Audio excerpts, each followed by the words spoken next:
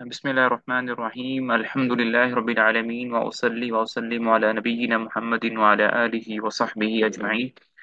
اللهم انفعنا بما علمتنا وعلمنا ما ينفعنا وزدنا علما يا أرحم الراحمين. ربي يسر ولا تعسر وتمم بالخير وبك نستعين يا فتاح يا فتاح يا فتاح. جی ہمارا جو آج کا سیشن ہے اس میں اس کا نام ہے کہ دین کے تین ایسے اصول جو کہ ہر مسلمان کو ان کے بارے میں علم ہونا چاہیے. یہ جو تین اصول ہیں آج ہم ڈسکس کریں گے. تو بہت ساری چیزیں ہم پہلے سے جانتے بھی ہیں اور بہت ساری چیزیں ایسی بھی ہوں گی جو ہم پہلی دفعہ سن رہے ہوں گے. لیکن وہ چیزیں جو ہم پہلے سے جانتے ہیں وہ صرف اس طریقے سے جانتے ہیں کہ ہم نے وہ کسی نہ کسی جگہ سے سنی ہوئی ہیں. لیکن قرآن میں وہ باتیں کہاں لکھی ہوئی ہیں، حدیث میں وہ باتیں کہاں لکھی ہوئی ہیں، دلائل کیا ہیں، وغیرہ وغیرہ. تو یہ پہلی دفعہ پڑھیں گے. تو سب سے پہلا اصول جو پڑھیں گے وہ ہے کہ بندے کا اپنے رب کی معرفت حاصل کرنا. یہ ہمارا آج کا پہلا اصول ہے. یعنی ہر عام خاص مسلمان کو، ہر اس انسان کو جس نے کلمہ لا الہ الا اللہ پڑھا ہے، اس کے لیے ضروری ہے کہ وہ اپنے رب کا علم حاصل کرے. دوسرا اصول جو ہے وہ یہ ہے کہ اپنے دین کا علم حاصل کرے. اور تیسرا اصول جو آج ہم پڑھیں گے وہ یہ ہے کہ اپنے نبی صلی اللہ علیہ وسلم کے بارے میں علم حاصل کرے. تو تین اصول ہیں: اللہ کے بارے میں جاننا، دین کے بارے میں جاننا، اور نبی صلی اللہ علیہ وسلم کے بارے میں جاننا. تو ان تین اصولوں پر ہم بات کریں گے. اب ڈیٹیل کے ساتھ جو پہلا اصول ہے وہ یہ ہے کہ آ، اللہ تعالیٰ کا علم کیسے حاصل کیا جائے، اللہ تعالیٰ کا علم کیا ہے، وغیرہ وغیرہ. تو وہ پڑھیں گے. اگر آپ سے یہ پوچھا جائے کہ آپ کا رب کون ہے، آپ کو پالنے والا کون ہے، تو ہم کہیں گے کہ ہمارا رب اللہ ہے، جس نے اپنے فضل و کرم سے میری اور تمام جہانوں کی پرورش کی ہے. وہی میرا معبود ہے، اس کے سوا میرا کوئی دوسرا معبود نہیں ہے. صرف ایک اللہ ہے. ہمیں پالنے والا، سارے جہانوں کو پالنے والا صرف ایک اللہ ہے اور دوسرا کوئی نہیں. دلیل اس کی کیا ہے؟ سورۃ الفاتحہ کی آیت نمبر 1 ہے: الحمد للہ رب العالمین. کہ تمام کی تمام تعریفیں اللہ تعالیٰ کے لیے ہیں جو تمام جہانوں کا پرورش کرنے والا اور پالنے والا ہے. تو اللہ ہمارے رب ہیں، اور اللہ کے علاوہ جتنی بھی چیزیں ہیں وہ ساری کی ساری مخلوق ہیں. میں اور آپ اس مخلوق میں سے ایک فرد ہیں اس کا. اگر آپ سے یہ پوچھا جائے کہ آپ نے کیسے اپنے رب کو پہچانا، تو ہم کہیں گے کہ ہم نے اللہ تعالیٰ کی نشانیوں کو دیکھا ہے، ہم نے اللہ تعالیٰ کی مخلوقات کو دیکھا ہے. وہ نشانیاں کون کون سی ہیں؟ دن ہے، رات ہے، سورج ہے، چاند ہے. مخلوقات میں بہت بڑی مخلوقات ہیں، زمین اتنی بڑی مخلوق ہے، 7 آسمان ہیں، جو کچھ بھی ان کے درمیان میں ہے ساری کی ساری اللہ کی مخلوق ہیں. تو ہم نے اللہ تعالیٰ کو اس کی آیات سے، اس کی نشانیوں سے پہچانا ہے. اور اس کی دلیل کیا ہے؟ فصلت کی آیت نمبر 37 ہے: وَمِنْ آيَاتِهِ اللَّيْلُ وَالنَّهَارُ وَالشَّمْسُ وَالْقَمَرُ لَا تَسْجُدُوا لِلشَّمْسِ وَلَا لِلْقَمَرِ وَاسْجُدُوا لِلَّهِ الَّذِي خَلَقَهُنَّ إِن كُنتُمْ إِيَّاهُ تعبدون. اللہ تعالیٰ کی نشانیوں میں سے یہ ہے: رات اور دن اور سورج اور چاند، سورج اور چاند کو سجدہ نہ کرو، بلکہ اللہ کو سجدہ کرو جس نے اسے پیدا کیا ہے، اگر فی الواقع ہی تم اس کی عبادت کرنے والے. اور اس کی مخلوقات میں کیا ہے؟ ان ربکم اللہ الذی خلق السماوات والارض فی 6 ایام ثم استوى على العرش یغشی اللیل النہار یطلبه حثیثا والشمس والقمر والنجوم مسخرات بأمره الا له الخلق والامر تبارک اللہ رب العالمین. یہ سورۃ الاعراف کی آیت نمبر 54 ہے کہ در حقیقت تمہارا رب اللہ ہی ہے جس نے آسمانوں اور زمینوں کو 6 دنوں میں پیدا کیا، اور پھر اپنے عرش بری پر مستوی ہوا، جو رات کو دن ڈانک دیتا ہے اور پھر دن رات کے پیچھے دوڑا چلا آتا ہے، جس نے سورج، چاند، ستارے پیدا کیے، سب اس کے فرما کے تابع ہیں. خبردار، اسی کی خلق ہے اور اسی کا امر ہے. یعنی اللہ نے ہی بنایا ہے اور اللہ اس کو کنٹرول کرنے والے ہیں. بڑا بابرکت ہے، اللہ سارے جہانوں کا مالک و پروردگار ہے. ساری کی دیکھیں تو جو اللہ کی خوبیاں ہیں کہ اللہ نے ہی بنایا ہے، اللہ نے ہی اللہ کے ہاتھ میں ہی ساری کی ساری کائنات کا کنٹرول ہے، تو پھر اللہ ہی اس بات کے لائق ہے کہ اللہ کی عبادت کی جائے، اور کوئی بھی چیز ذات نہیں ہے جس کی جو عبادت کے لائق ہو، ڈیزرو اللہ ہی کرتے ہیں۔ دلیل اس کی کیا ہے؟ سورۃ البقرہ کی 21 اور 22 ہے، یا ایھا الناس اعبدوا ربکم الذی خلقکم والذین من قبلکم لعلکم تتقون الذي جعل لكم الأرض فراشا والسماء بناء وأنزل من السماء ماء فأخرج به من الثمرات رزقا لكم فلا تجعلوا لله أندادا وأنتم تعلمون۔ لوگوں، بندگی اختیار کرو اپنے رب کی جو تمہارا اور تم سے پہلے جو لوگ گزرے ہیں ان سب کا خالق ہے۔ عجب نہیں کہ تم دوزخ سے بچ جاؤ، وہ تو ہے جس نے تمہارے لیے زمین کا فرش بچھایا اور آسمان کی چھت بنائی اور اوپر سے پانی برسایا اور اس کے ذریعے سے ہر طرح کی پیداوار نکال کر تمہارے لیے رزق کے وہاں پہنچایا۔ بس جب تم یہ جانتے ہو تو دوسروں کو اللہ کے مد مقابل نہ ٹھہراؤ۔ امام ابن کثیر رحمہ اللہ نے اس آیت کی تفسیر بیان کرتے ہوئے لکھا ہے، الخالق لهذه الاشیاء هو المستحق للعبادہ، کہ صرف اللہ تعالیٰ ہی اس بات کے مستحق ہے کہ صرف اللہ کی عبادت کی جائے، اللہ کے سوا کسی کی بھی عبادت نہ کی جائے، کیونکہ عبادت کے لائق صرف وہی ذات ہے جو جس نے ساری کی ساری کائنات کو بنایا ہے۔ اب چونکہ اللہ تعالیٰ نے اکیلے ہی اس کائنات کو بنایا ہے، تو پھر اللہ تعالیٰ اکیلے ہی عبادت کے لائق ہیں، عبادت میں کسی کو اور کو شریک نہیں کر سکتے۔ اب یہاں پر آگے عبادات کی اقسام کی بات ہو رہی ہے۔ عبادات کی بہت ساری اقسام ہیں، مثال کے طور پر اسلام ہے، ایمان ہے، احسان ہے، دعا ہے، خوف ہے، امید ہے، رجا ہے، توکل ہے، رغبت ہے، ڈر ہے، خشوع ہے، خشیت ہے، رجوع ہے، استعانت ہے، پناہ مانگنا ہے، استغاثہ ہے، ذبح قربانی ہے، نظر و منت ہے، اور اس کے علاوہ اور بھی عبادتیں ہیں جن کا اللہ تعالیٰ نے حکم دیا ہے، اور یہ ساری کی ساری عبادتیں جو ہیں صرف اللہ تعالیٰ کے لیے ہی خاص ہیں، کسی اور کے لیے نہیں کر سکتے۔ دلیل اس بات کی کیا ہے؟ سورۃ الجن جن کی آیت نمبر 18 ہے، وَأَنَّ الْمَسَاجِدَ لِلَّهِ فَلَا تَدْعُوا مَعَ اللَّهِ أَحَدًا، اور یہ کہ مسجدیں اللہ کے لیے ہیں، لہٰذا ان میں اللہ کی سیات کسی کو نہ پکارو۔ اس کے بعد جس نے ان مذکورہ بالا عبادات میں کسی بھی عبادت کو کسی غیر اللہ یعنی فرشتے کے لیے، ولی کے لیے، پیر و مرشد کے لیے کیا، وہ مشرک اور کافر ہے، اور اس کی دلیل یہ ارشاد ہے، وَمَن يَدْعُ مَعَ اللَّهِ إِلَٰهًا آخَرَ لَا بُرْهَانَ لَهُ بِهِ فَإِنَّمَا حِسَابُهُ عِندَ رَبِّهِ إِنَّهُ لَا يُفْلِحُ الْكَافِرُونَ۔ جو کوئی اللہ کے ساتھ کسی اور معبود کو پکارے جس کے لیے اس کے پاس کوئی دلیل نہیں، تو اس کا حساب اس کے رب کے پاس ہے، بے شک کافر کبھی فلاح نہیں پا سکتے۔ تو صرف عبادت جو ہے وہ اللہ تعالیٰ کی ہے۔ اب یہ قرآن پاک میں کہاں لکھا ہوا ہے کہ ساری کی ساری جو عبادتیں ہیں وہ صرف اللہ کے لیے ہے؟ تو اب ہم ڈیٹیل کے ساتھ ایک ایک جو کہ اوپر اقسام گزر چکی ہیں، ایک ایک کی دلیل کو دیکھیں گے۔ تو سب سے پہلے دعا، دیکھیں دعا جو ہے نا وہ قبول ہو یا نہ ہو یہ الگ سے ایک ٹاپک ہے، لیکن دعا مانگنا خود ایک عبادت ہے۔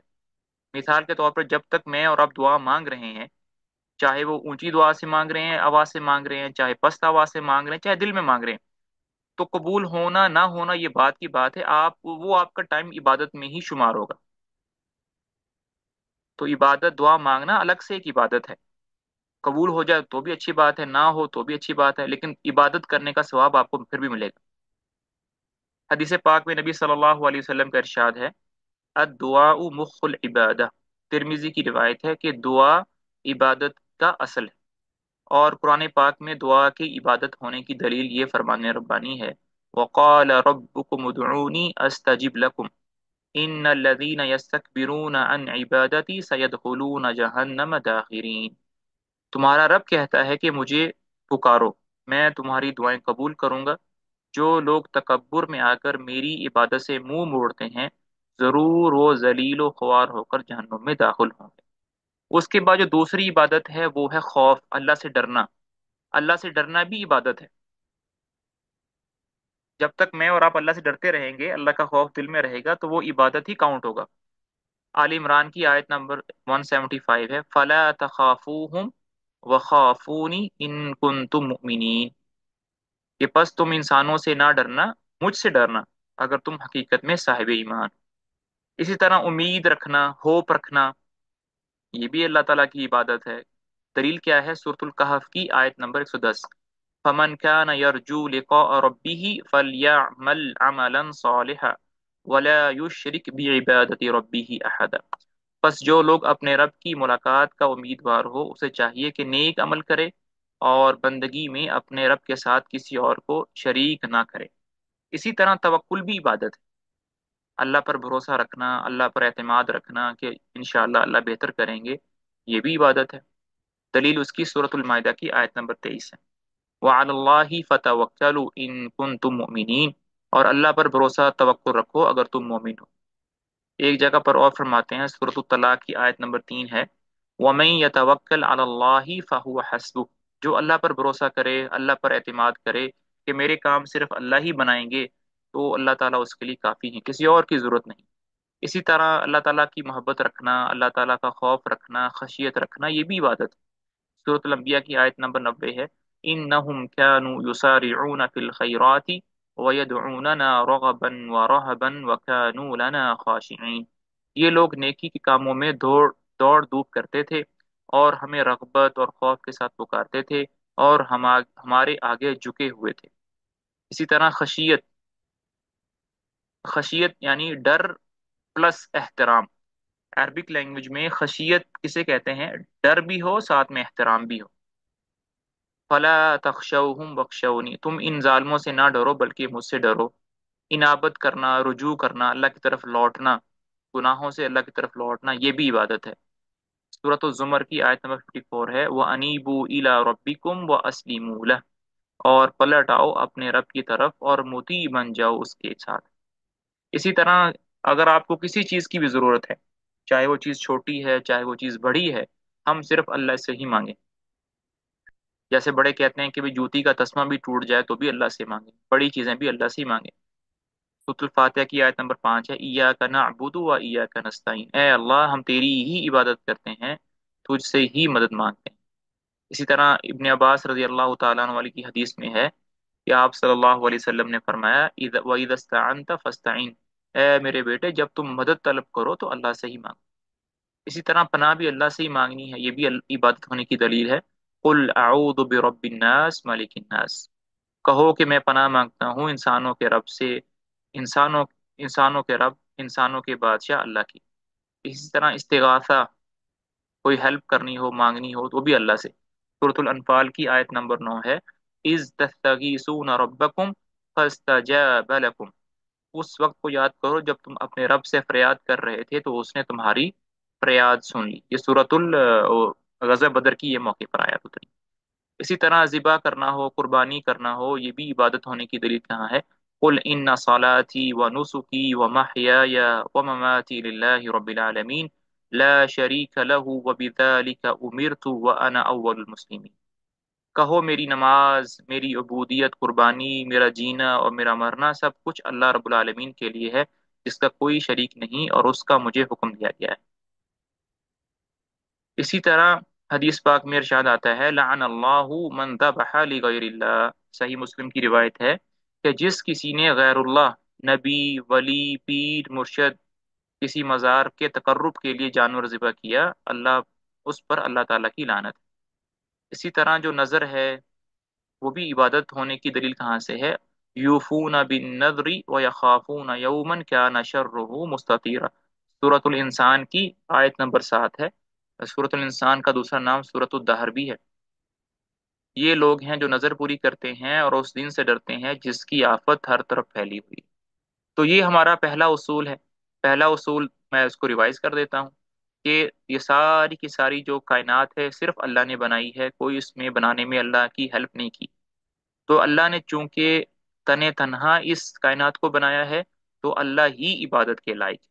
तो इबादत की बहुत सारी इकसाम हैं जो हमने पढ़ी हैं, जिसमें कुर्बानी है, मन्नत में है, दुआ है, खौफ है।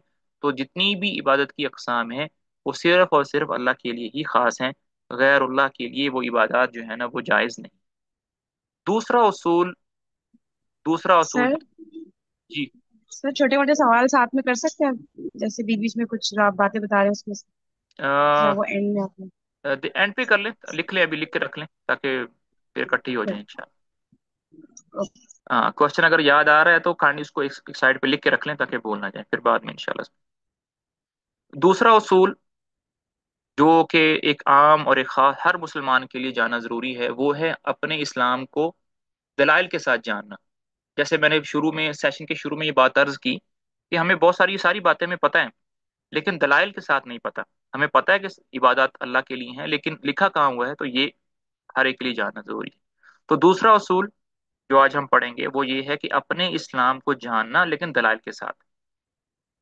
तो इस्लाम की तारीफ क्या है, मजहब की तारीफ क्या है कि तौहीद इलाही को दिल जान से अपनाते हुए अपने आप को अल्लाह ताला के मोती और सुपुर्द कर देना, उसके अहकाम की इताअत करते हुए उसका ताबे फरमान रहना, और उसके साथ किसी को हरगिज शरीक ना ठहराना, ये दीन। तो कितनी बातें हैं। सबसे पहले दिलो जान से अपने आप को अल्लाह के सुपुर्द कर देना, फिर उसके अहकामात की इताअत करना, और किसी को उसका शरीक ना ठहराना, उसको दीन कहते हैं। हमारा जो दीन इस्लाम है, दीन है हमारा, उसके तीन दर्जे हैं, तीन स्टेजेस हैं। सबसे सबसे जो लो स्टेज है वो इस्लाम है। उसके बाद जो नेक्स्ट लेवल है वो ईमान है। और जो सबसे ऊपर वाला प्रीमियम लेवल है वो एहसान है। हम में से हर बंदा इस्लाम के अंदर है ही है, लेकिन थोड़ी सी मेहनत करें तो वो ईमान वाला बन जाता है, थोड़ी सी और मेहनत करें तो वो एहसान वाला बन जाता है। तो आइए अब जानते हैं कि इस्लाम क्या होता है, ईमान क्या होता है, एहसान क्या होते हैं। इसको आप अच्छे तरीके से काइंडली याद कर लीजिए। तीन दर्जे हैं हमारे दीन के। पहला दर्जा इस्लाम है, मुसलमान। दूसरा ईमान, जो कि मोमिनीन कहलाते हैं। और तीसरा एहसान है, जो कि मोहसिनीन कहलाते हैं। पहला दर्जा जो कि इस्लाम है। अब हर दर्जे के आगे कुछ अरकान हैं। इस्लाम क्या है कि इस बात की शहादत देना कि अल्लाह के सिवा कोई माबूद बरहक नहीं, और हज़रत मोहम्मद सल्लल्लाहु अलैहि वसल्लम अल्लाह के सच्चे रसूल हैं, नंबर एक। नंबर दो, नमाज कायम करना। नंबर तीन, ज़कात देना। नंबर चार, रमज़ान अल मुबारक के रोज़े रखना। और नंबर पाँच क्या है, बैतुल्लाह शरीफ का हज करना। और इसकी दलील कहाँ है, ये हदीस इब्ने उमर रज़ी अल्लाह तआला अन्हु की है। अ, अ, मुस्लिम के अंदर भी है, सही बुखारी के अंदर भी है। इब्ने उमर रज़ी अल्लाह तआला ने रवायत की है, अन तशहद अल्ला इलाहा इल्लल्लाह व अन्ना मुहम्मदुर रसूलुल्लाह व अन तुकीमस सलाता व तुअतियज ज़काता व तसूम रमज़ान व तहुज्जल बैत। अब थोड़ी थोड़ी इसकी में डिटेल है इसके अंदर। तौहीद सबसे पहले क्या है कि हम गवाही दें। हमारा दीन का सबसे बुनियादी रुकन क्या है कि हम तौहीद की गवाही दें कि अल्लाह के सिवा कोई माबूद नहीं, और नबी सल्लल्लाहु अलैहि वसल्लम के सिवा कोई नबी नहीं। तो हमारे दीन के अंदर दाखिल होने के लिए सबसे जो पहली चीज़ है वो ये है। दलील उसकी आल इमरान की आयत नंबर 18 है, शाहिद अल्लाहु अन्नहु ला इलाहा इल्लहु वल मलाइकति व उलुल इल्मि काइमन बिल क़िस्ति ला इलाहा इल्लहुल अज़ीज़ुल हकीम।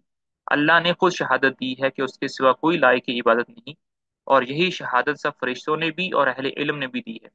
वो इंसाफ पर कायम है, उस जबरदस्त हकीम के सिवा फिल वाक़ई कोई लायक इबादत नहीं।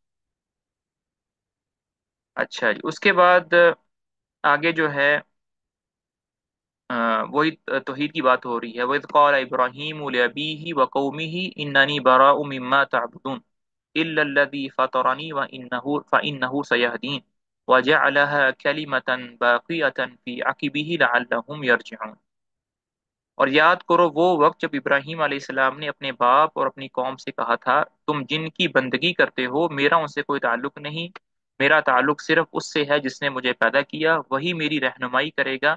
और इब्राहीम यही कलमा अकीदा अपनी औलाद में छोड़ गए ताकि वो उसकी तरफ रुजू करें। उसके बाद आल इमरान की आयत नंबर 64 है, कुल या अहलल किताबी तआलौ इला कलिमतिन आना चाहिए था यहाँ पर मिस्टेक। تعالوا إلى كلمة سواء بيننا وبينكم ألا نعبد إلا الله ولا نشرك به شيئا ولا يتخذ بعضنا بعضا أربابا من دون الله فإن تولوا فقولوا اشهدوا بأننا مسلمون। आप फरमा दीजिए, ए अहले किताब, आओ एक ऐसी बात की तरफ जो हमारे और तुम्हारे दरमियान यकसा है, ये कि हम अल्लाह के सिवा किसी की बंदगी ना करें, उसके साथ किसी को शरीक ना ठहराएं, اور ہم میں سے کوئی اللہ کے سوا کسی کو رب نہ بنائے۔ اس دعوت کو قبول کرنے سے اگر وہ منہ نہ موڑے تو صاف کہہ دیجئے کہ آپ لوگ گوار ہو، ہم تو صرف مسلم ہیں، صرف اللہ کی عبادت کرتے ہیں۔ تو جس طرح اللہ تعالیٰ کے ایک ہونے کی گواہی دینی ہے، اسی طرح نبی صلی اللہ علیہ وسلم کے نبی ہونے کی بھی گواہی دینی ہے۔ قرآن پاک میں ہے سورۃ التوبہ کی آیت نمبر 128، لقد جاءکم رسول من انفسکم عزیز علیہ ما عنتم حریص علیکم بالمؤمنین رؤوف الرحیم، کہ دیکھو تم لوگوں کے پاس ایک ایسا رسول آیا ہے جو خود تم میں سے ہی ہے، تمہارا نقصان میں پڑنا اس پر بہت شاک ہے، تمہاری فلاح کا وہ خواہش مند ہے، ایمان والوں کے لیے بڑا ہی شفیق، بڑا ہی رحیم۔ نبی صلی اللہ علیہ وسلم کی شہادت دینے کا مطلب یہ ہے کہ ہم ان کے سنتوں کی اتباع کریں، ان کے طریقوں پر چلیں، جن کاموں کا انہوں نے حکم دیا ہے انہی کاموں کو ہم کریں، جن کاموں سے انہوں نے منع فرمایا ہے ان سے رکیں۔ تو یہ جو ہے نا وہ اس کی طریقہ، اس کا مطلب ہے۔ اچھا جی، اس کے بعد نماز کی دلیل کہاں ہے؟ تو پہلا پہلا جو رکن ہے اسلام کا وہ گواہی دینا ہے، شہادت دینا ہے۔ دوسرا جو اسلام کا رکن ہے نا وہ نماز ہے، اور تیسرا زکوٰۃ ہے۔ نماز اور زکوٰۃ یہ ہے کہ دونوں ہی قرآن پاک میں ایک ساتھ آتے ہیں زیادہ تر۔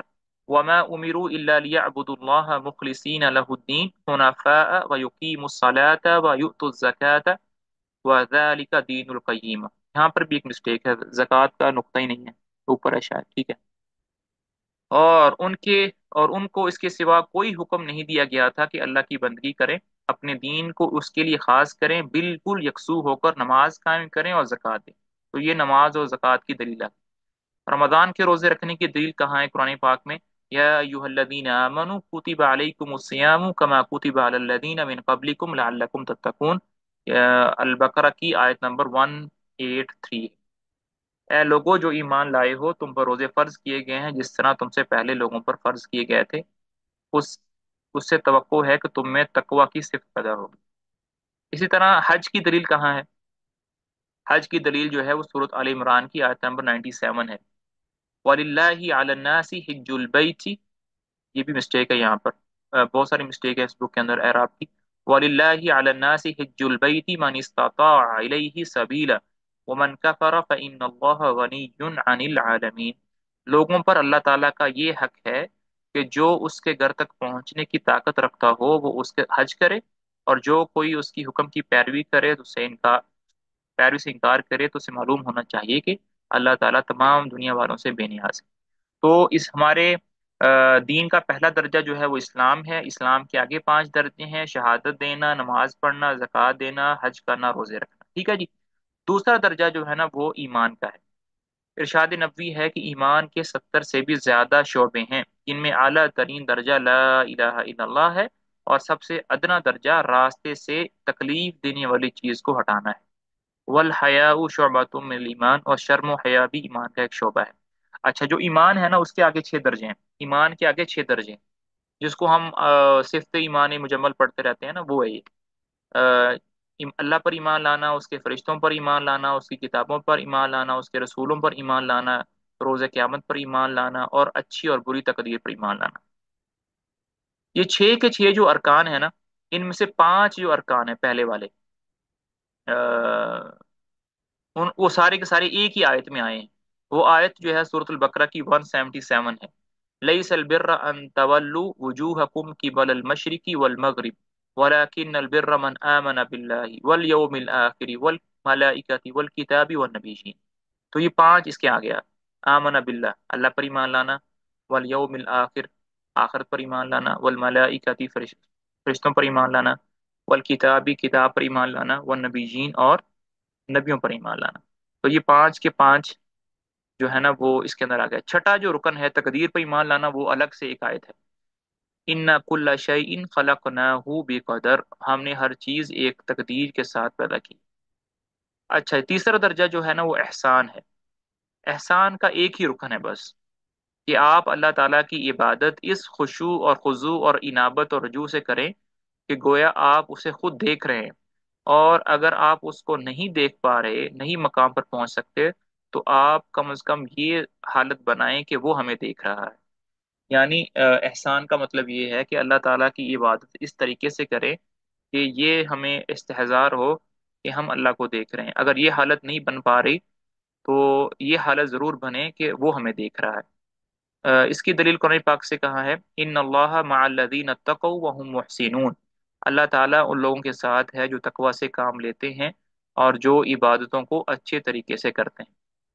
پھر سورۃ الشعراء کی آیت نمبر 220-17 ہے وتوکل علی العزیز الرحیم الذی یراک حین تقوم وتقلبک فی الساجدین انہ هو السمیع العلیم. اس زبردست اور رحیم پر توکل رکھیے جو آپ کو اس وقت دیکھ رہا ہوتا ہے جب آپ اٹھتے ہیں اور سجدہ گزار لوگوں میں آپ کی نقل و حرکت پر نگاہ رکھتا ہے. وہ سب کچھ سننے والا اور جاننے والا ہے. سورۃ یونس کی آیت نمبر 61 ہے وما تكون في شأن وما تتلو منه من قرآن لا ولا تعلمون من عمل إلا كنا عليكم شهودا اذ تفیضون فی. اے نبی صلی اللہ علیہ وسلم، آپ جس حال میں بھی ہوتے ہو اور قرآن میں سے کچھ بھی پڑھ سناتے ہو لوگوں، اور لوگوں تم بھی جو کچھ کرتے ہو اس سب کے دوران میں ہم تم کو دیکھ رہے ہوتے ہیں. اور یہ سارے کے سارے جو میں نے ابھی بات کی ہے نا، کہ اسلام کے ہمارے دین کے 3 درجات ہیں نا. پہلا درجہ کون سا ہے؟ اسلام کا. دوسرا درجہ کون سا ہے؟ ایمان کا. تیسرا درجہ کون سا ہے؟ وہ احسان کا ہے. یہ سارے کے سارے درجے کہاں پر بیان ہوئے ہیں؟ تو یہ ایک بہت ہی مشہور حدیث ہے جس کو ہم حدیث جبرائیل کہتے ہیں، اور اکثر ہم نے وہ پڑھی بھی ہے، لیکن دوبارہ اس کو میں ریوائز بھی کر دیتا ہوں. بڑی پیاری حدیث ہے. پہلے عربی میں پڑھ دیتا ہوں پھر اس کا ترجمہ بھی کر دیتا ہوں. عن عمر بن الخطاب رضی اللہ عنہ قال بینما نحن جلوس عند النبی صلی اللہ علیہ وسلم اذ طلع علينا رجل شديد بياض الثياب شديد سواد الشعر لا يرى عليه أثر السفر ولا يعرفه منا أحد فجلس إلى النبي صلى الله عليه وسلم فأسند ركبتيه ووضع كفيه على فخذيه وقال يا محمد أخبرني عن الإسلام فقال أن تشهد أن لا إله إلا الله وأن محمد رسول الله وتقيم الصلاة وتؤتي الزكاة وتصوم رمضان وتحج البيت إن استطعت إليه سبيلا. قال صدقت. فعجبنا له يسأله ويصدقه. قال أخبرني عن الإيمان. قال أن تؤمن بالله وملائكته وكتبه ورسله واليوم الآخر وبالقدر خيره وشره. قال أخبرني عن الإحسان. قال أن تعبد الله كأنك تراه فإن لم تكن تراه فإنه يراك. قال أخبرني عن الساعة. قال ما المسؤول عنها بأعلم من السائل. قال أخبرني عن أماراتها. قال أن تلد الأمة ربتها وأن ترى الحفاة العراة العالة رياع الشاه يتطاولون في البنيان. قال فماذا؟ فلبثنا مليا. قال يا عمر أتدرون من السائل؟ قلنا الله ورسوله أعلم. قال هذا جبريل أتاكم يعلمكم دينكم. بخاری مسلم. بخاری کے اندر بھی ہے، مسلم بھی ہے. حدیث کچھ اس طریقے سے ہے کہ ایک دفعہ صحابہ بیٹھے ہوئے تھے آپس میں، نبی صلی اللہ علیہ وسلم بھی تشریف فرما تھے، تو ایک آدمی باہر سے آیا جس کے کپڑے بہت سفید صاف ستھرے اور بال بہت کالے سیاہ بالکل صاف ستھرے. تو وہ ہمارے پاس آ کر بیٹھ گیا. تو عمر رضی اللہ تعالیٰ عنہ کہتے ہیں کہ ہم اس آدمی کو دیکھ کر بڑے حیران ہوئے کہ وہ مدینے کا تو ہے نہیں، کیونکہ ہم میں سے کوئی بھی اسے جانتا نہیں ہے. وہ سب کے لیے وہ اجنبی ہے. مدینے کا نہیں ہے اس کا مطلب یہ ہے کہ وہ باہر سے آیا ہوگا. باہر سے آیا ہوگا تو سفر کر کے آیا ہوگا. اس زمانے میں سفر جو ہے وہ ایک دن کا تو ہوتا نہیں تھا، دنوں کا ہوتا تھا. تو دنوں کا سفر کر کے اتنا صاف ستھرا تو انسان رہ نہیں سکتا، مٹی بھی لگی ہوتی ہے بالوں پر، چہرے پر، داڑھی میں، کپڑے بھی خراب ہوتے ہیں. تو یہ حیرانی ہو رہی تھی کہ مدینے کا بھی نہیں ہے اور باہر سے ہے، لیکن سفر کے اس پر کوئی اثرات بھی نہیں ہے. تو وہ آ کر نبی صلی اللہ علیہ وسلم کے پاس آ کر بیٹھ گیا اور اپنے گھٹنے جو ہے نا وہ نبی صلی اللہ علیہ وسلم کے گھٹنوں کے ساتھ آ کر لگا لیے اور کہنے لگا کہ اللہ کے نبی اسلام کیا ہے، اسلام کی ڈیفینیشن کیا ہے. تو نبی صلی اللہ علیہ وسلم نے فرمایا اسلام یہ ہے کہ تم گواہی دو اللہ کے سوا کوئی معبود نہیں، نبی صلی اللہ علیہ وسلم اللہ کے رسول ہیں، نماز ادا کرو، زکوٰۃ ادا کرو، حج کرو، روزے رکھو. جب اللہ کے نبی نے یہ فرمایا، جواب دیا، تو آگے سے وہ آدمی کہنے لگا کہ آپ نے ٹھیک فرمایا. تو ہم اور حیران ہو گئے کہ بھی خود ہی سوال کری جا رہا ہے اور خود ہی آگے سے کہہ بھی جا رہا ہے کہ ٹھیک کہا آپ نے. پھر دوسرا سوال اس آدمی نے کیا کہ اے نبی یہ بتائیے ایمان کیا ہے؟ تو نبی صلی اللہ علیہ وسلم نے فرمایا کہ ایمان یہ ہے کہ تم اللہ پر ایمان رکھو، اس کے فرشتوں پر ایمان رکھو، اس کی کتابوں پر، اس کے رسولوں پر، آخرت کے دن پر، اور اچھی اور بری تقدیر پر ایمان رکھو۔ اس نے پھر کہا، آپ نے بالکل ٹھیک کہا۔ پھر ہم حیران ہوئے کہ بھئی خود ہی سوال کری جا رہا ہے اور خود ہی آگے سے تصدیق بھی کی جا رہا ہے۔ پھر اس نے کہا کہ نبی جی احسان کیا ہوتا ہے؟ تو اللہ کے نبی نے فرمایا احسان یہ ہوتا ہے کہ تم اللہ کی عبادت اس طریقے سے کرو کہ تمہاری یہ کیفیت بن جائے کہ تم اللہ کو دیکھ رہے ہو، اور اگر یہ کیفیت نہیں بن پا رہی تو یہ گمان کرو کہ اللہ تمہیں دیکھ رہے ہیں۔ اس کے بعد اس نے کہا کہ اچھا یہ بتائیے کہ قیامت کب آئے گی؟ تو نبی صلی اللہ علیہ وسلم نے فرمایا کہ قیامت کے بارے میں مجھے اتنا ہی علم ہے جتنا تمہیں علم ہے، یعنی نہیں پتا۔ اس آدمی نے کہنا چلے ٹھیک ہے، آپ کو یہ نہیں پتا قیامت کب آئے گی، لیکن کچھ اس کی نشانیاں بتا دیں، اس کی کچھ سائنس بتا دیں اس کے کہ بھئی جب یہ ہوگا تو قیامت آئے گی۔ تو نبی صلی اللہ علیہ وسلم نے دو نشانیاں بتائیں۔ پہلی نشانی یہ بتائی کہ جو بچے ہیں نا وہ اپنے ماں باپ کو جنیں گے، مطلب اس کا یہ ہے کہ والدین کی نافرمانی قیامت کے قریب جا کر بہت زیادہ ہو جائے گی۔ بچے اپنے والدین کے ساتھ اس طرح کا سلوک کریں گے جیسے کہ باپ جو ہے نا وہ نوکر ہے اور بچے جو ہے نا وہ مالک ہیں۔ دوسری نشانی یہ بتائی کہ بکریاں چرانے والے جن کے پاس پہننے کے لیے کپڑا نہیں ہے، پاؤں میں جوتی نہیں ہے، اور جسم ڈھانپنے کے لیے کوئی بھی کپڑا نہیں ہے، بکریاں چرانے والے ہیں، ایک وقت اتنے امیر ہو جائیں گے، اتنے امیر ہو جائیں گے کہ وہ بڑی بڑی بلڈنگز بنائیں گے اور آپس میں فخر و تکبر کریں۔ تھوڑی دیر وہ رہا آدمی، پھر وہ چلا گیا۔ تو اللہ کے نبی نے حضرت عمر پاس بیٹھے ہوئے تھے، حضرت عمر سے کہا کہ عمر تمہیں پتہ ہے کہ یہ جو شخص ابھی آیا تھا جو مجھ سے سوال پوچھ رہا تھا یہ کون ہے؟ تو حضرت عمر نے کہا کہ آپ اور اللہ اور آپ ہی بہتر جانتے ہیں۔ تو فرمایا کہ یہ جبرائیل تھے جو کہ تمہیں تمہارا دین سکھانے کے لیے آئے تھے۔ تو حضرت جبرائیل علیہ السلام جو ہے نا وہ ایک انسان کی شکل میں آئے تھے اور نبی صلی اللہ علیہ وسلم کو ڈائلاگ کے ذریعے سے صحابہ کو دین سکھانے آئے تھے۔ تو اس لیے اس حدیث کو حدیث جبرائیل کہتے ہیں، بہت مشہور حدیث ہے۔ تو اس حدیث کے اندر اسلام کی ڈیفینیشن بھی ہے، اس حدیث کے اندر ایمان کی ڈیفینیشن بھی ہے، اور اس حدیث کے اندر احسان کی بھی ڈیفینیشن۔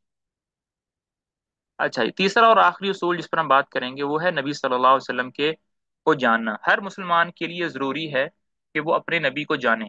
جب دیکھیں جب تک ہم اپنے نبی کے بارے میں نہیں جانیں گے تو ان کی سنتوں کا پتہ نہیں چلے گا، ان کے طریقوں کا پتہ نہیں چلے گا۔ جب طریقوں کا پتہ نہیں چلے گا تو فالو کرنا مشکل ہو جائے گا، فالو نہیں کریں گے تو اللہ کی محبت ہمیں جو ہے نا وہ پتہ نہیں چلے گی۔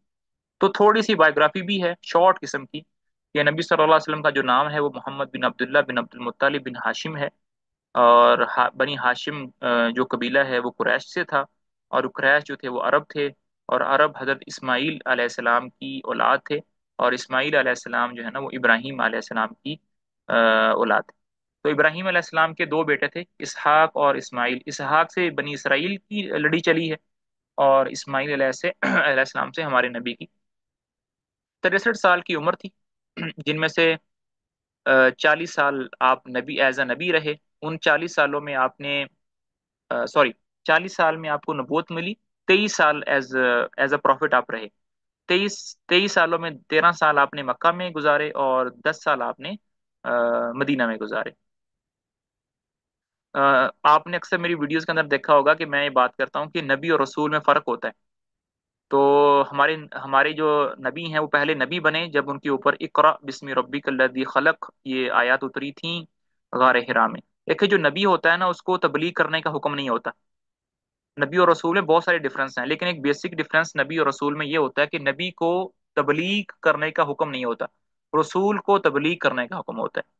تو جب پہلی دفعہ وہی اتری اقرا بسم ربک الذی خلق، اس میں کوئی بھی تبلیغ کرنے کا حکم نہیں ہے، تو یہاں پر آپ کو نبوت ملی، یہاں پر آپ نبی بنے۔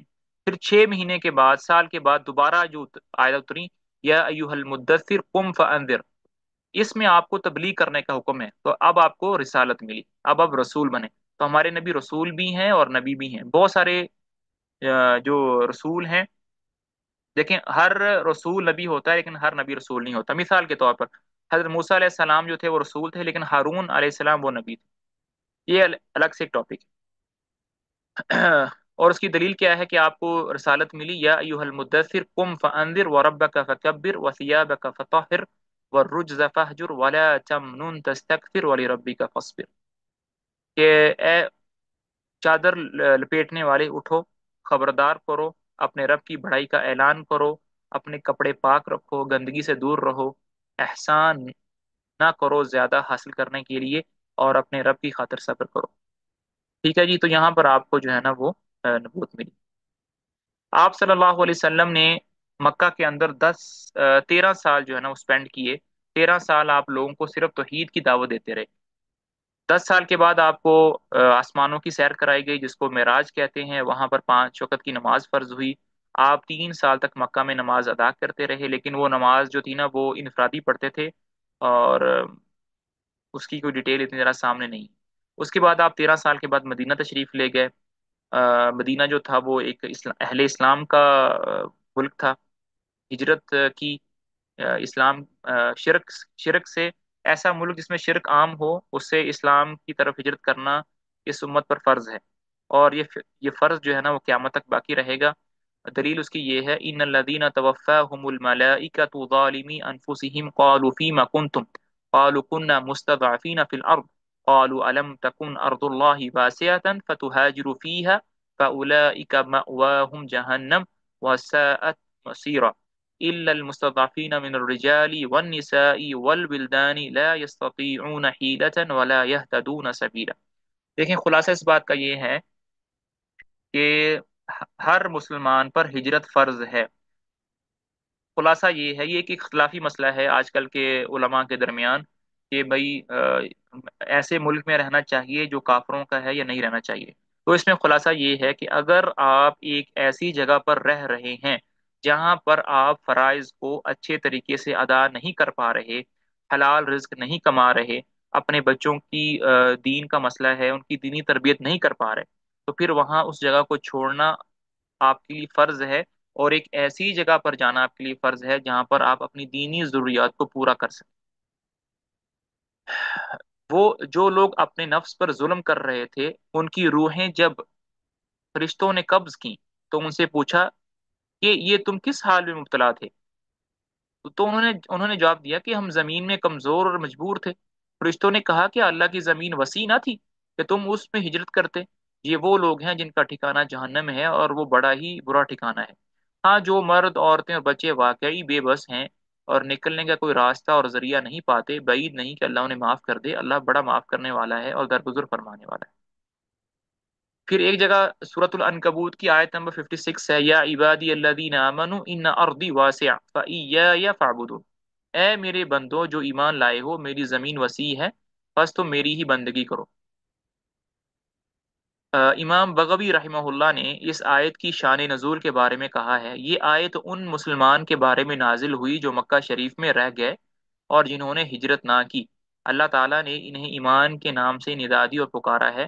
حدیث سے ہجرت کی دلیل یہ ہے، لا تنقطع الحجرۃ حتى تنقطع التوبہ ولا تنقطع التوبۃ حتى تطلع الشمس من مغربها۔ جب تک توبہ کا دروازہ بند نہیں ہو جاتا تب تک ہجرت کا سلسلہ منقطع نہیں ہوگا، جبکہ توبہ کا دروازہ اس وقت تک بند نہیں ہوگا جب تک سورج مغرب سے روز قیامت طلوع نہ ہو۔ یعنی پھر وہی بات ہے، خلاصہ اس میں یہی ہے کہ اگر آپ ایک ایسی جگہ پر ہیں جہاں پر آپ اپنی دینی ضروریات پوری نہیں کر پا رہے، تو آپ کو وہاں وہ جگہ چھوڑنی ہے اور اس جگہ کی طرف جانا ہے جہاں پر آپ دینی ضروریت، اپنے آپ کا ایمان دین محفوظ ہے۔ جب آپ صلی اللہ علیہ وسلم نے مدینہ منورہ میں اپنے قدم خوب جما لیے تو آپ کو باقی احکامات ملے، زکوٰۃ، روزہ، حج، اذان، جہاد، پردہ، امر بالمعروف، نہیں عن منکر۔ وہاں تو مکہ کے جو 10 سال تھے آپ نے گزارے، اس میں صرف توحید کی بات ہوتی تھی، صرف دین کی عقیدے کی بات ہوتی تھی۔ باقی جو احکامات ہیں وہ سارے کے سارے آپ کو مدینہ آ کر ملے۔ اچھا جی، خلاصہ یہ ہے کہ ہماری شریعت کا خلاصہ یہ ہے کہ بھلائی کا کوئی ایسا کام نہیں کہ آپ نے اپنی امت کو نہ دیا ہو، اور کوئی برائی کا ایسا کام نہیں جس کے بارے میں ہمارے نبی نے ہمیں نہ بتایا ہو۔ جس بھلائی کی طرف آپ نے ہمیں رہنمائی فرمائی ہے وہ توحید باری تعالیٰ، اور ہر وہ کام جسے اللہ پسند کرتا ہے اور جو اس کی رضا کے حصول کا ذریعہ ہے، اور ہر وہ برا کام جس سے ہمارے نبی نے روکا ہے وہ شرک ہے، وہ ہر وہ کام ہے جس کو اللہ ناپسند کرتا ہے اور برا سمجھتا ہے۔ اللہ تعالیٰ نے ہمارے نبی کو پوری انسانیت کی طرف مبعوث کیا ہے، ہر دو عالم جن و انس پر آپ کی اطاعت فرمانبرداری فرض ہے۔ اس بات کی دلیل یہ ہے، قل یا ایھا الناس انی رسول اللہ الیکم جمیعا، ہمارے نبی جو ہیں انسانوں کے بھی نبی ہیں، ہمارے نبی جنوں کے بھی نبی ہیں، اور قیامت کے دن دونوں سے پوچھو۔ اور ہمارا جو دین ہے وہ مکمل ہے، اب اس میں کوئی بھی گنجائش نہیں ہے، جتنی بھی ہماری دینی ضرورت تھی ہمارے نبی ہمیں بتا کر چلے گئے ہیں، اب اس میں اور کوئی باقی چیز نہیں ہے، بالکل پرفیکٹ ہے، کمپلیٹ ہے، اس میں اب کسی چیز کی گنجائش نہیں ہے، ضرورت نہیں ہے۔ الیوم اکملت لکم دینکم واتممت علیکم نعمتی ورضیت لکم الاسلام دینا، کہ اے نبی جی آج کے دن میں نے تمہارے لیے تمہارا دین مکمل کر دیا ہے، اپنی نعمت کو تم پر پورا کر دیا ہے، اور اسلام کا مذہب تمہارے لیے چن لیا ہے، اب اسلام کے علاوہ اور کوئی مذہب اس سے میں راضی نہیں ہوں گا۔ آپ صلی اللہ علیہ وسلم جو ہے اس دنیا سے وفات پا چکے ہیں، اس دنیا میں اب نہیں ہیں، آپ اپنی قبر مبارک میں آرام فرما رہے ہیں، اور دلیل اس کی یہ ہے انک میت و انہم میتون ثم یوم القیامت عند ربکم تختصمون، اے نبی صلی اللہ علیہ وسلم آپ کو بھی مرنا ہے اور ان لوگوں کو بھی مرنا ہے، آخر کار قیامت کے روز تم سب اپنے رب کے حضور اپنا مقدمہ پیش کرو گے۔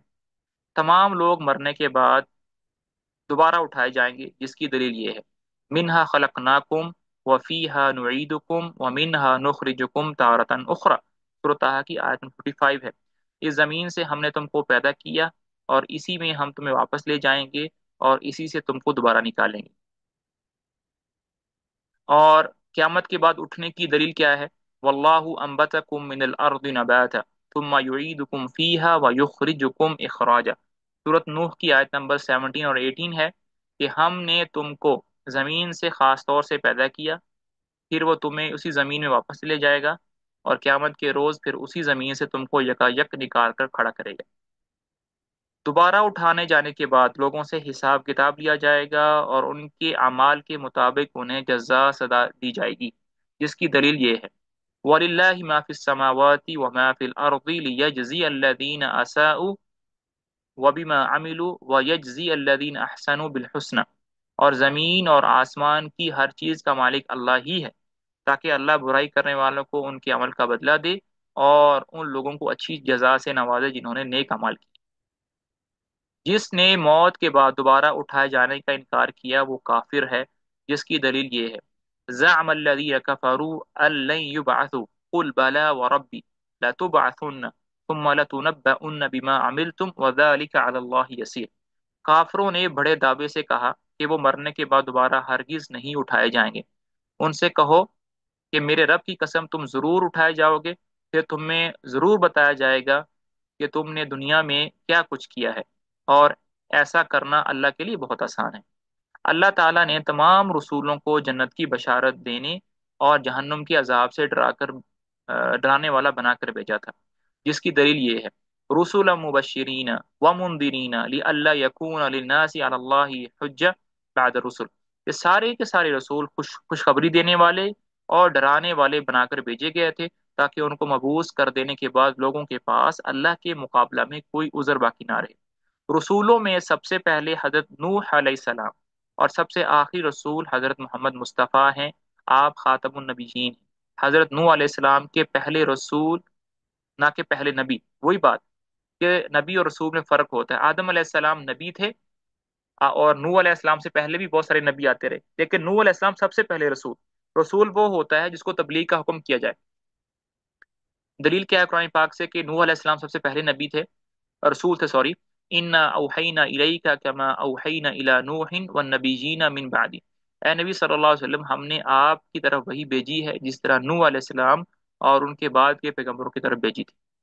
ہر امت کی طرف اللہ تعالیٰ نے حضرت نوح علیہ السلام سے لے کر اللہ حضرت محمد صلی اللہ علیہ وسلم تک رسول بھیجے ہیں، جو اپنی امتیوں کو اللہ کی عبادت کا حکم دیتے اور طاغوت کی عبادت سے منع کرتے چلے آئے، جس کی دلیل یہ ارشاد باری تعالیٰ ہے۔ اب کسی نے طاغوت کا مطلب نہیں پوچھنا مجھ سے۔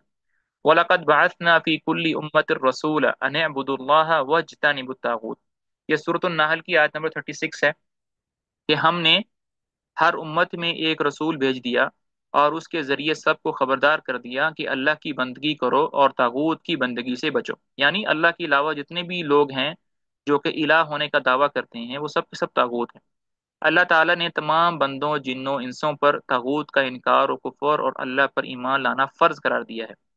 امام ابن قیم رحمہ اللہ طاغوت کی تعریف بیان کرتے ہوئے کہتے ہیں، جس کسی بھی باطل معبود جس غیر اللہ کی عبادت کی جائے، یا متبوع جس کی ایسے امور میں اتباع کی جائے جن میں اللہ تعالیٰ کی معصیت ہو، جس کی اطاعت حلال اور حرام میں اس طرح کی جائے جس میں فرامین الہی کی مخالفت ہو، اس کو طاغوت کہتے ہیں۔ ٹھیک ہے۔ مگر ان کے سربراہ پانچ ہیں۔ ابلیس، اب طاغوت کی لسٹ بیان ہو رہی ہے، مطلب اللہ کو چھوڑ کر اللہ کے علاوہ ہر کسی کو فالو کرنا، اس کی اتباع کرنا اس طریقے سے کہ اس میں اللہ کے احکامات کی خلاف ورزی ہو، اس کو طاغوت کہتے ہیں۔ اب تک جو فیمس طاغوت ہیں وہ کون کون سے ہیں؟ شیطان ہے، ایسا شخص جس کی عبادت کی جائے اور وہ اس فعل پر رضامند ہو، جو شخص لوگوں کو اپنی عبادت کرنے کی دعوت دیتا ہو، جو شخص علم غیب جاننے کا دعویٰ کرتا ہو، جو شخص اللہ تعالیٰ کی نازل کی ہوئی شریعت کے خلاف فیصلہ کرے۔ یہ پانچ جو ہے نا یہ طاغوت کی لسٹ میں آتے ہیں۔ دوبارہ رپیٹ کر دیتا ہوں کیونکہ یہ کسی زمانے میں ہاٹ ٹاپک بھی رہا تھا۔ ابلیس، نمبر دو، ایسا شخص جس کی عبادت کی جائے اور وہ اس فعل پر رضامند ہو، جو شخص لوگوں کو اپنی عبادت کرنے کی دعوت دیتا ہو، جو شخص علم غیب جاننے کا دعویٰ کرتا ہو، جو شخص اللہ تعالیٰ کی نازل کی ہوئی شریعت کے خلاف فیصلہ کرے۔ دلیل کہاں ہے؟ لا اکراہ فی الدین، قد تبین الرشد من الغی، فمن یکفر بالطاغوت ویؤمن باللہ فقد استمسک بالعروة الوثقى لا انفصام لها واللہ سمیع علیم۔ دین کے معاملہ میں کوئی زور زبردستی نہیں، کیونکہ ہدایت یقیناً گمراہی سے ممتاز ہو چکی ہے۔ اب جو کوئی طاغوت کا انکار کر کے اللہ پر ایمان لے آیا، اس نے ایک ایسا مضبوط سہارا تھام لیا جو کبھی ٹوٹنے والا نہیں، اور اللہ سب کچھ سننے والا ہے اور جاننے والا ہے۔ یہی لا الہ الا اللہ کا صحیح مفہوم اور معنی ہے۔ حدیث پاک میں آپ صلی اللہ علیہ وسلم کا ارشاد ہے، رأس الامر الاسلام وعمودہ الصلاة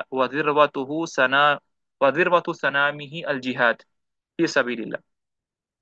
اس دین کی اصل چیز اسلام ہے، اس کا ستون نماز ہے، اس کا اعلیٰ ترین مرتبہ و مقام جہاد فی سبیل اللہ۔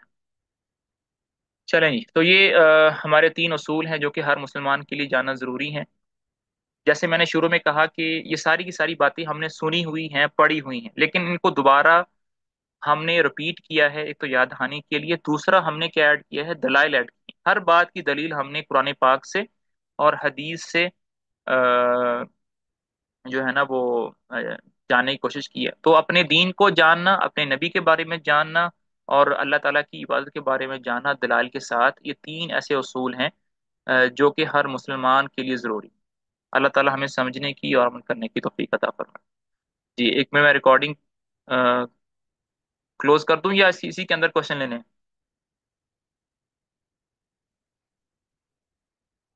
کدھر ہیں کراچی والے؟